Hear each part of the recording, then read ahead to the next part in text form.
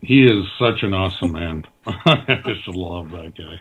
Okay, let me bring in Mr. Kiriakou. Sorry.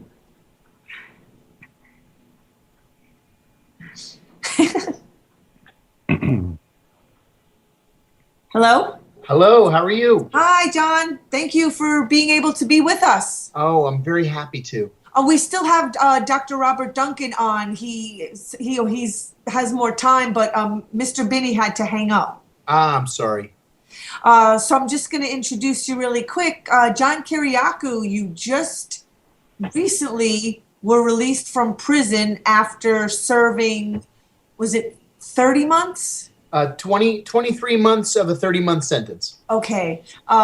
Former CIA analyst and case officer, former senior investigator for the Senate Foreign Relations Committee, former counterterrorism consultant for ABC News, blogger for Huffington Post, the first U.S. government official to confirm in December of 2007 under the Bush administration that waterboarding was being used to interrogate people at not just at Guantanamo, but black sites all over the world. On October 22nd of 2012, you pleaded guilty to disclosing classified information about a fellow CIA officer that connected the covert operative to a specific operation. You were the first person to pass classified information to a reporter, although the reporter did not publish the information.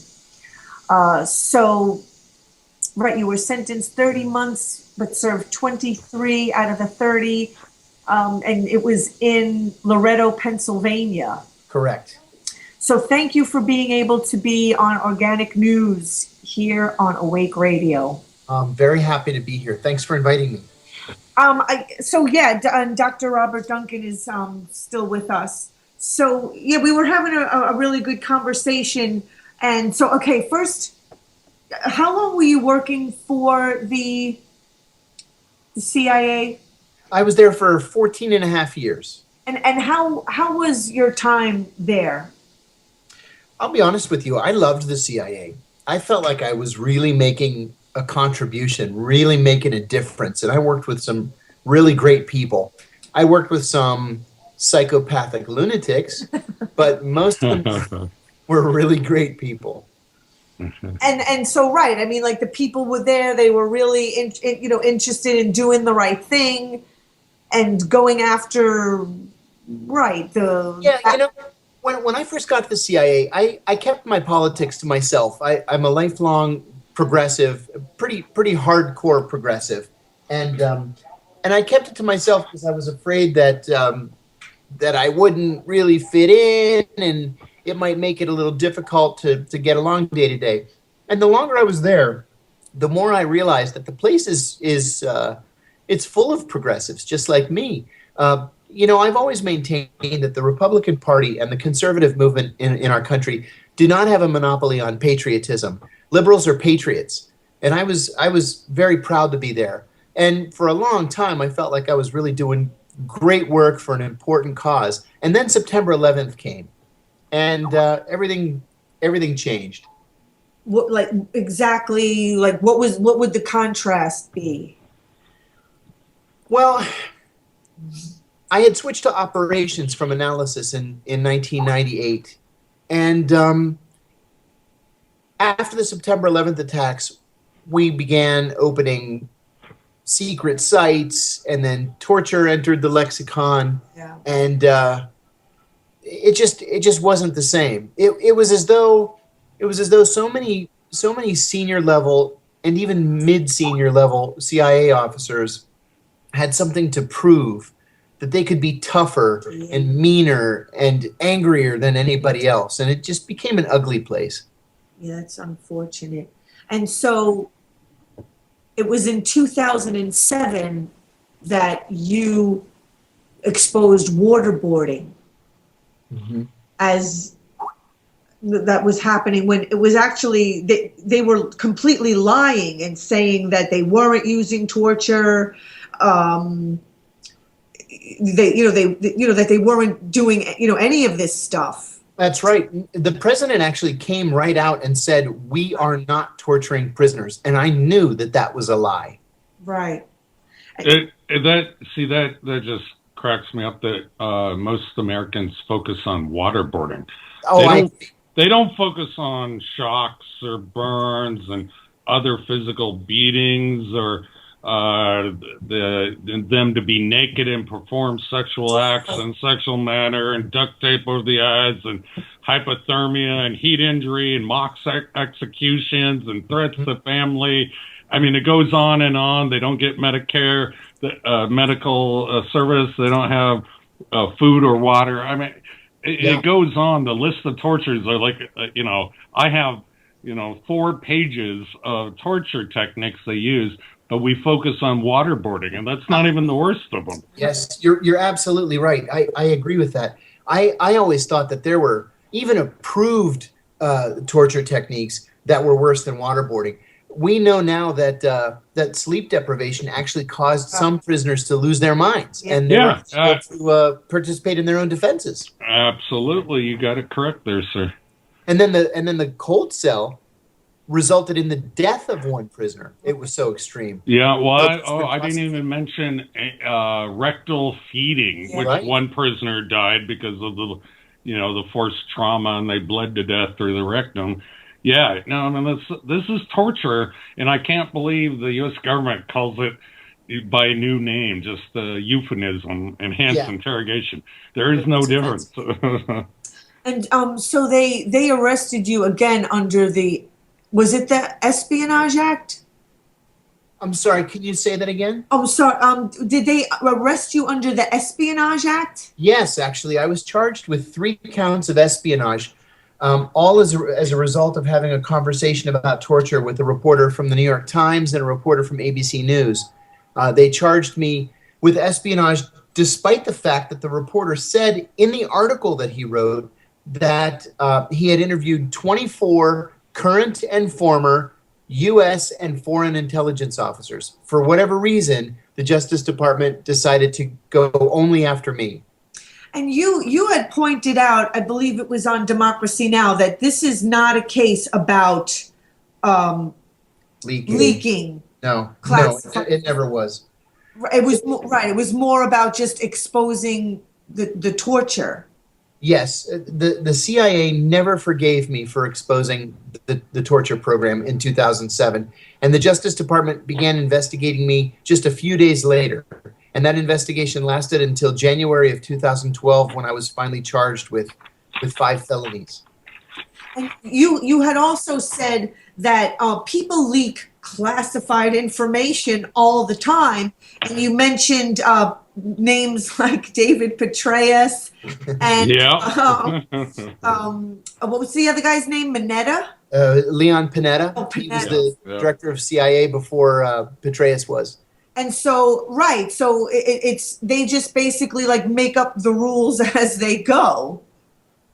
They do. And the truth of the matter, and I don't mean to make light of leaking, but leaking is what makes Washington operate.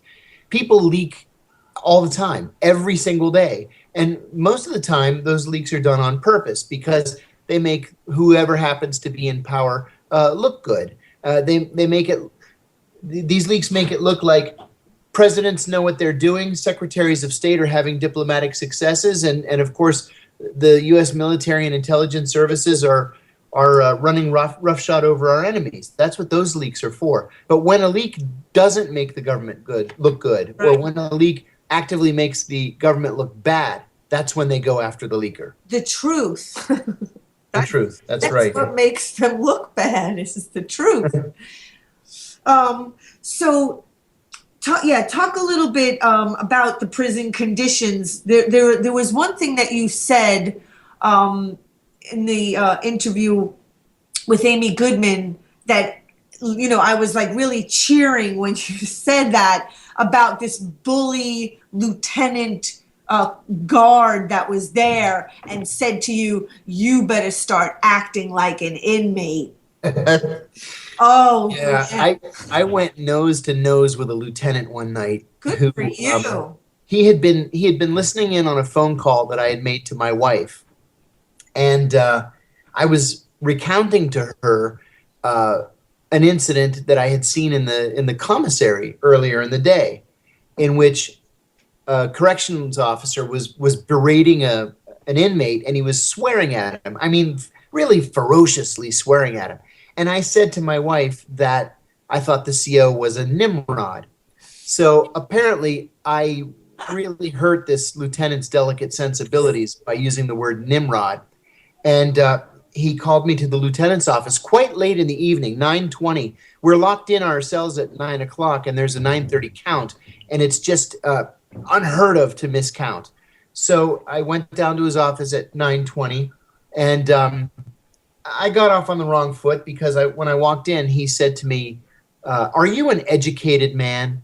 And I said, "Look, I don't answer rhetorical questions. Why don't you just say what you want to say?"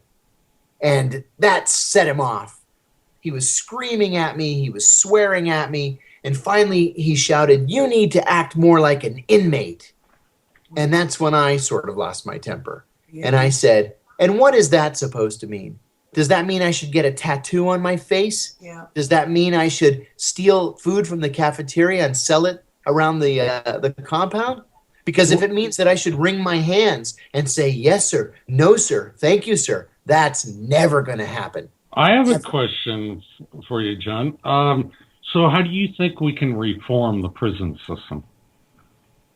Well, one thing that I think we need to do right off the bat is make it a little tougher to get a job in an American prison. The only qualifications that one need have to become a prison guard is you have to have a GED and no felony convictions. And that's it. I'm not exaggerating when I say that I encountered a half a dozen different guards who literally couldn't read, which made mail call a nightmare. I got I read your prison letters, and I remember you complaining about that. Yeah, it got ugly a couple times. So instead of hiring these flunkies from the military who couldn't cut it in the military and who couldn't make it through the local police academy, and then as a job of last resort went to the Bureau of Prisons, we need to make those jobs attractive. We need to make them. We need to provide salaries that make them attractive to people who actually have a choice in a career. Make it something to be proud of. We also we need to screen applicants. We need to do psychological screening because the BOP really is a dumping ground for people who probably have been bullied during the course of their lifetimes, and this has just eaten at them over the years, over the decades even, and they take it out on people who can't defend themselves, right. People who can't even talk back, because if you talk back to a prison guard, you're accused of insolence, and insolence gets you a one-way ticket to solitary, we know what solitary's like. It's just like the abusive family system. You know, it's almost like there's like an epidemic of lowering the bar instead of raising the bar and expecting more from people. Because even the police officers, I believe that they've actually, I don't know about in any other state, but I in New York, I think they've lowered the criteria even for NYPD because they want. I think they want people like that. You know, they want people that are just going to bully and abuse. Yeah, because they think it's going to keep people in line. Now, let me give you one example, too. And I don't mean to sort of devolve into anecdotes, but I think this is important. I had been at Loretto for about 2 weeks, and I was working in the prison library. And I was just sitting there, and 2 Pennsylvania state troopers walked in. And they asked for one of the COs, one of the corrections officers who was working there. And right there in front of everybody, they arrested him. And they took him out. And they didn't cuff him until they got to the lieutenant's office. They didn't want to cuff him in front of inmates. But it turned out that he was being arrested for domestic violence. He had beaten his wife the day before. And the next day, he was right there at his job again. And I heard later that his wife had dropped the charges. And so because he hadn't been convicted of a felony, he was able to keep his job. But even in cases of domestic violence, if the victim drops the charges, like the city or something can still arrest that person because, right, like they know that the victim can have and be intimidated. I mean, that's the way that it used to be. That's true. But in this case, even if he had been convicted, it was only a misdemeanor. So there was no recourse for anybody. We were stuck with him. And so there was was it Congressman Moran who was sticking up for you? Yeah, Congressman Jim Moran, a Democrat from Virginia, who's now former Congressman Jim Moran. He retired last year. Very bravely went to the floor of the House of Representatives in November and called on the president to pardon me. So I hope that in the coming year and a half or so, I can build congressional support that it would allow me to apply for a pardon and have that application taken seriously. Because, right, he was on your side and I mean, obviously, legal torture program. Sorry, he sounds like a completely rational person. Yeah. Unlike, I was just going to play just a clip of the prosecutor Neil McBride. I mean, who, like, this guy sounds like, he's just a complete perpetuation of the propaganda. So it's only going to take maybe a half a minute. It's a welcome development that Kiriakou can serve the rest of his sentence at home with his family, she wrote. Meanwhile, the federal prosecutor in the case, Neil McBride, has defended the government's handling of the case. He spoke after Kiriakou's sentencing in January of 2013.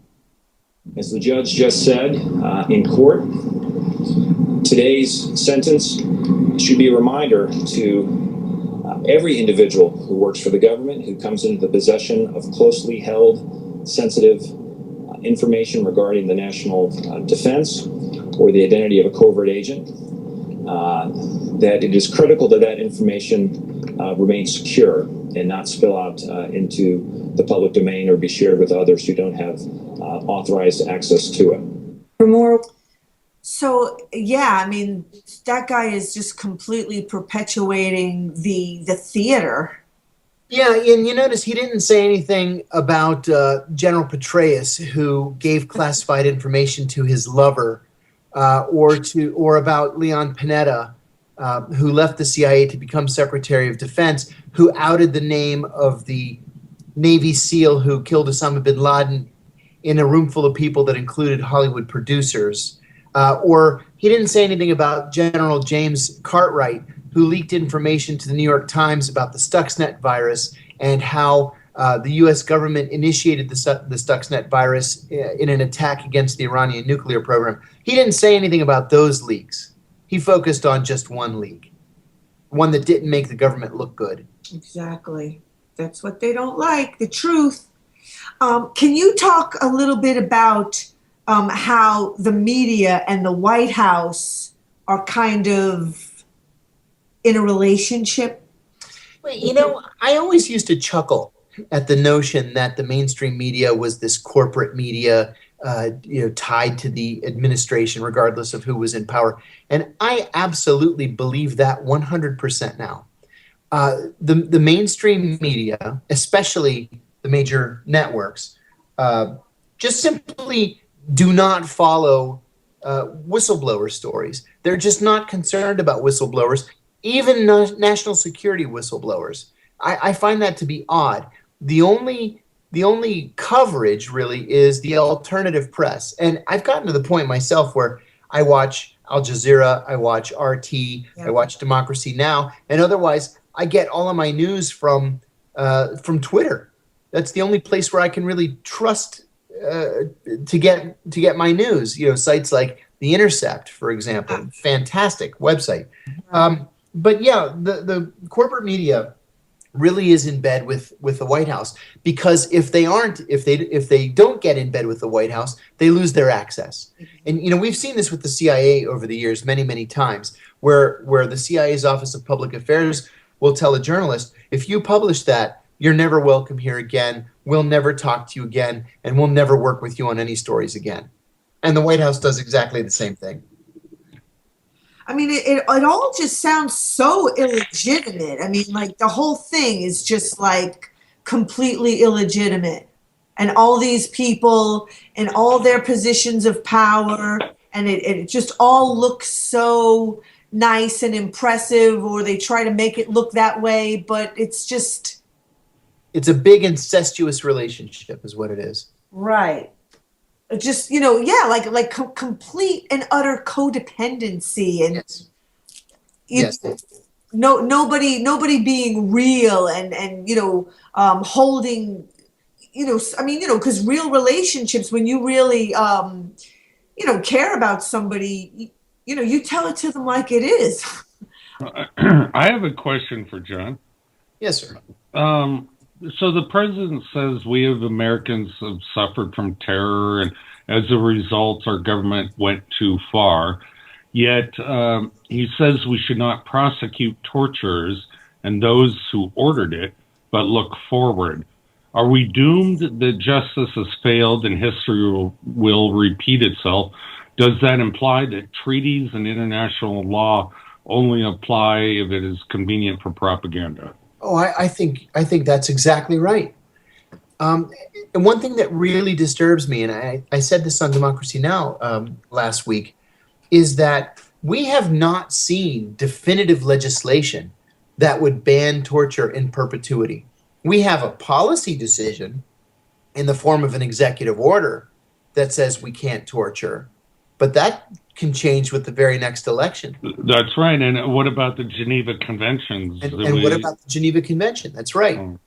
That's right. I'd like to know how it is that our government can justify ignoring international treaties to which we're signatories that would protect people in our custody from torture.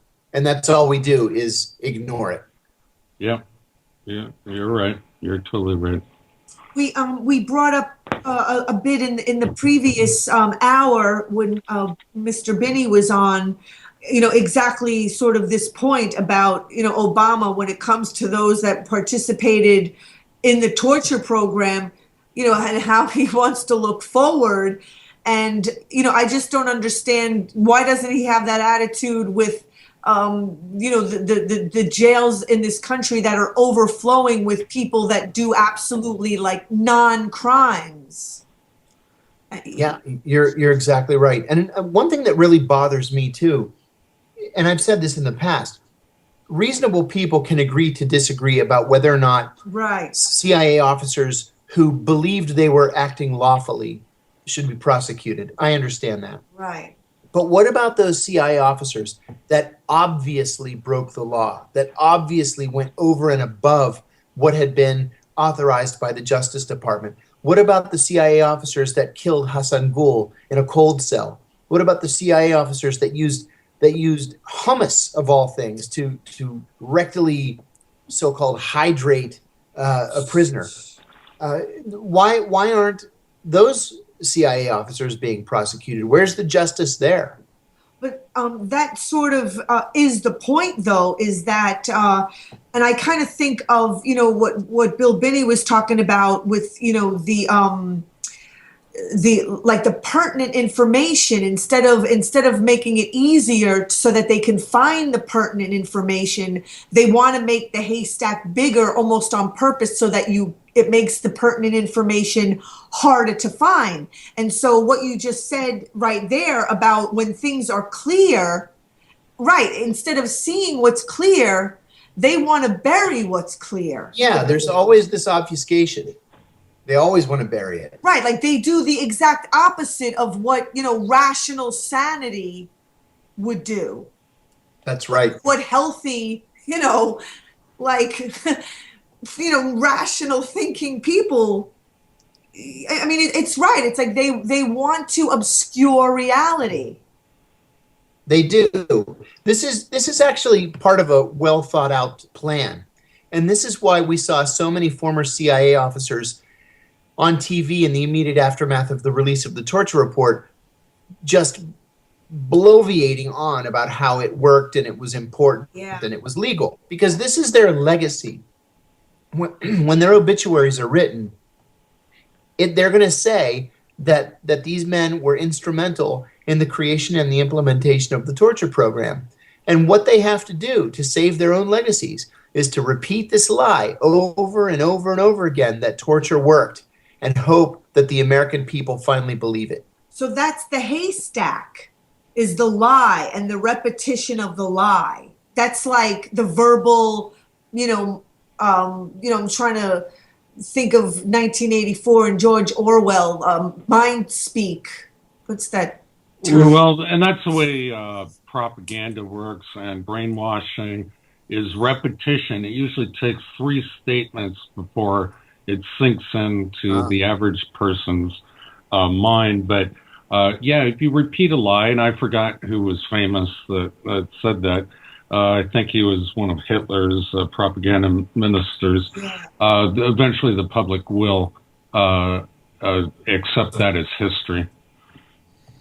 So, that's basically like how they keep the people confused. And of course, if the public is not countering that, it's like you have to exercise, your connection to reality. Or if someone is going to be constantly feeding you a lie, then they're going to be able to sort of, knock people off of their feet, and the people are going to lose their grip, basically, to what is real and what is, lies and propaganda.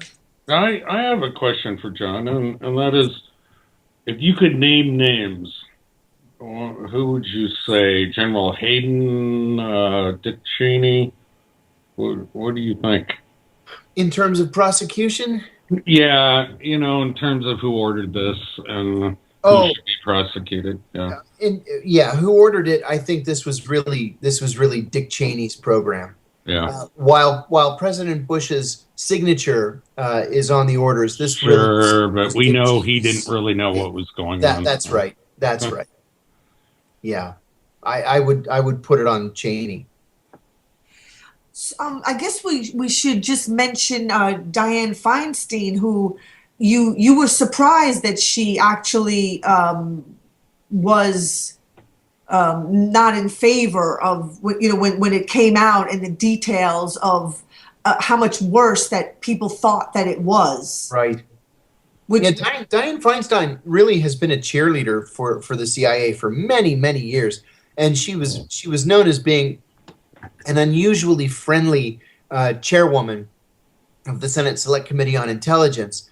So for her to come out with the ferociousness that she did, not just because of what we learned from the report, but because of the CIA's behavior toward the Senate Select Committee's staff, breaking into the computers, for example, withdrawing cable traffic, for her to come out and publicly take the agency to task, that was a very big deal, and you could tell she was really upset. That just wasn't for the cameras.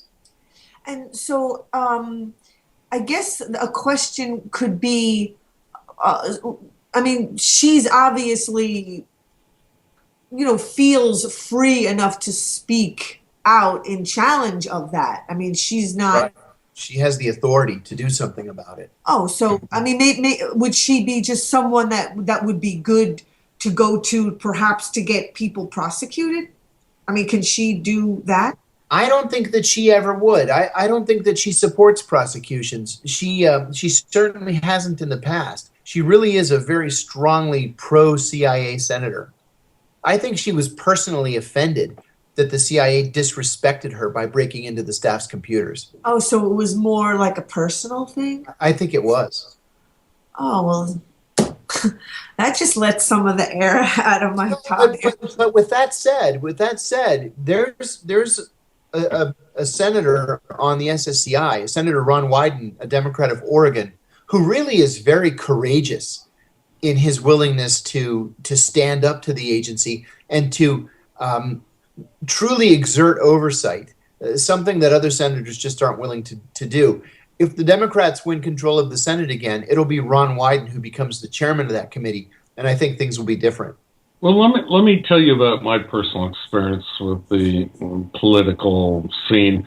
I went with the former head of the LA FBI, gave testimony in front of 23 senators, the Judiciary Committee and the Senate Intelligence Committee, under closed doors, and all our cell phones had to be taken away and stuff. And the stuff that I study, MK Ultra, and some of these secret programs, brainwashing and behavior modification, they had never heard of MK Ultra, and we just looked at each other and was like, "And you're in charge of overseeing the intelligence committees? What's wrong with you people?"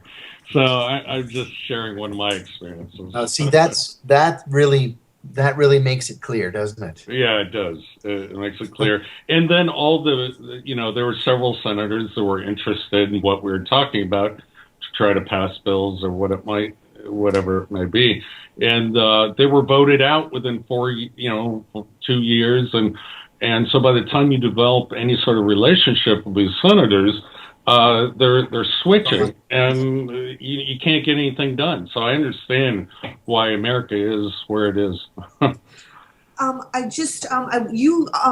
John had said that no one was trained to be an interrogator, that they actually were walking up and down the hallways in the CIA, like trying to recruit staff to be an interrogator. Yeah, that's true. There was no professional interrogator cadre at the CIA.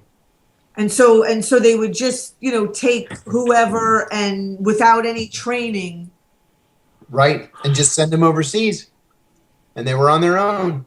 Wow. All right. Well, I heard differently. I heard there was an interrogation school that Dick Cheney set up way back in 2002. No. So I was there in 2002. There wasn't anything like that. There wasn't. Okay. All right. Yeah. I'm wrong. You also spoke about a Washington Post article in 1971. Yes. Where they indicted a U.S. Well, more than that, there was a picture on the front page of the Washington Post in January of 1971 that showed an American soldier waterboarding a North Vietnamese prisoner. Yeah. And when that photo was published, the Pentagon ordered an investigation. They court-martialed the soldier, and then they tried him for torture, and they convicted him. And he actually went to prison, to a military prison, for torturing that prisoner. And I asked rhetorically, why was torture illegal in 1971, but not illegal in 2002? Right. What changed? Nothing should have changed. Right. I think their overreach is so much worse today. That their level of arrogance is spilling over today. Yes, I agree. And you actually don't believe that Edward Snowden should ever come back to the United States? I don't think that Ed Snowden would get a fair trial in the United States, especially in the Eastern District of Virginia, which is where the government shops around these cases, and they try to bring charges in the Eastern District of Virginia as frequently as they can. That's where I was charged. That's where Julian Assange has been investigated. That's where Ed Snowden's charges have been leveled, and Jeffrey Sterling was tried and convicted in the Eastern District of Virginia. Right, Jeffrey Sterling. Can we talk just a little bit about Stephen Kim? Sure. I thought that was a pretty interesting story. Just, recently they put this guy in jail who it seemed like he was clearly framed because it was the State Department that actually introduced him to the media. Right. Yeah, Stephen Kim is an example of how things can go to pot. It's like being like he was just trapped. Like they trapped him. And you can do nothing to save yourself. It's a nightmare. What happened to Stephen Kim? I'm sorry, say that again. It was a nightmare what happened to Stephen Kim. And he could do nothing to save himself. Because once they make a decision that they're going to go after you, you're going to go to prison. Right. ProPublica came out with a report a couple of years ago that said that 98.2% of all federal cases result in a conviction. 98.2. Now, I made a comment at the time that Saddam Hussein won 98% in his last presidential race, and we said it was fixed. But the Justice Department wins 98% of their cases, and we say they're geniuses. Right. It seems to me that something's wrong there. Right. It's completely rigged. I mean, the system is just obviously completely rigged. There's no law that anybody is abiding by. There's no rules that those in charge are adhering to. They hold people to just whatever set of rules they just feel like making up, and then hold no rules to themselves and their friends. I mean, it's just a complete breakdown. It is. And it is. There are different rules for different people, and that's the sad truth about Washington. So what is your solution, John? Like, what do you think people have to do? Well, I think the first thing we should do is rewrite the Espionage Act. The Espionage Act was written in 1917, and it was targeted against German saboteurs during World War I. It was slightly updated in 1950 after the execution of Julius and Ethel Rosenberg. But the law is so antiquated that it doesn't even mention classified information. The classification system hadn't yet been invented. It mentions only national defense information. And it's so broad that virtually anybody with access to classified information can be charged with espionage, even if the leak is accidental, even if the leak resulted in no harm to the national security. And the first thing we need to do is rewrite the Espionage Act. What about the fact that they're just abusing the Espionage Act?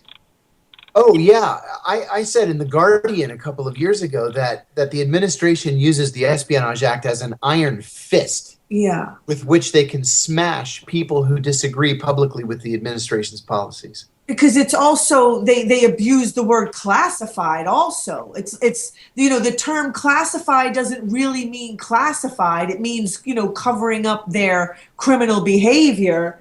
And the Espionage Act doesn't really mean the Espionage Act. It's all just whatever they want it to mean. Yeah, it has nothing to do with espionage anymore. And I'll tell you another thing about classification. There are billions of classified documents that are created each year. And what most people don't know is that overclassification is a crime.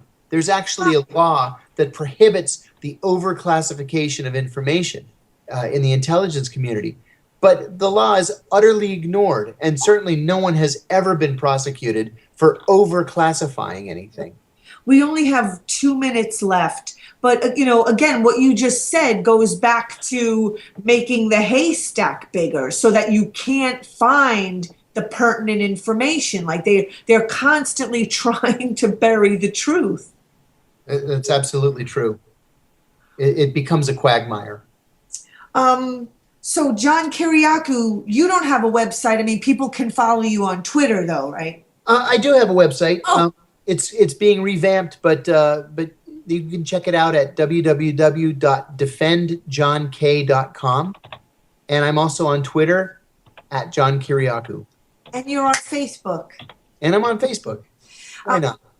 Dr. Robert Duncan, did you want to say we have a minute? Oh, yeah. Well, I just wanted to thank John for his work that he's done to bring torture forward. And I know he's paid a very heavy price for what he's done, but it's for the good of the United States and it's for the good of the human people. And so I just want to thank you again for doing what you've done for us. Thank you very much. That's very kind of you.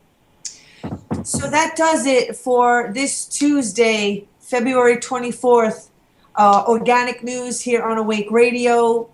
Please friend me on Facebook, even though I think Facebook is something like we should all get off of because NSA is just spying on all of us. My YouTube channel is April Waters with 2 T's. Donations are greatly appreciated to support independent media. So thank you, and I hope to meet you guys both in person someday. Look forward to that. Thanks. Thank you. Have a great night. Thank you. Good night. Thank you.